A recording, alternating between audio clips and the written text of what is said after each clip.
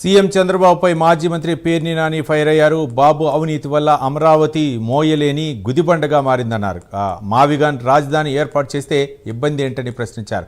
బాధ్యతగా వ్యవహరించాల్సిన వాళ్ళంతా నోటికి వచ్చినట్లు మాట్లాడుతున్నారన్నారు. లెక్క ప్రకారమే మీరు ఓన్లీ బిల్డింగ్లు కడతాకే మీరు చెప్పేది ఇప్పటికీ ఏది 51,000 కోట్లు ఏం చెప్పాడు ఆయన? ఇంకా నేను చాలా పిలవాలి, నేను లిఫ్ట్లు పిలవాలి, కరెంటు పిలవాలి, అవి పిలవాలి, ఈ పిలవాలి, నీళ్ళ గొట్టాలకి పిలవాలి, డ్రైనేజ్ గొట్టాలకు పిలవాలి, అది పిలవాలి, టైల్స్కి పిలవాలి, కరెంటు పిలవాలి, అన్నీ చెప్పావు. అంటే అవి ఎంత అవుతాయి? ఇప్పటికే 51,000 కోట్లు ఓన్లీ బిల్డింగ్లు కడతాకే అని చెప్తున్నాడు ఆయన.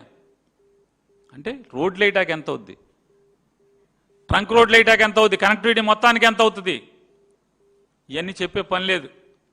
అంటే మరి 5,000 ఎకరాలు మిగిలితే ఈ 5,000 ఎకరాల్లో ఈ డబ్బు ఎక్కడి నుంచి ఏం చేయాలి? చంద్రబాబు నాయుడు గారేమో 7,500కే కొన్నాడు గజం. మరి 7,500 ఉంటే మా అయితే ఇప్పటికి ఎంత అవుద్ది?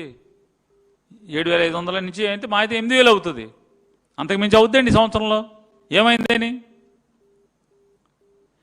మరి గజం ఎంత అయితే మీరేం చెప్తున్నారు? ఎకరం 10 కోట్లు అని చెప్తున్నారు, 20 కోట్లు అని చెప్తున్నారు. అంటే ఇది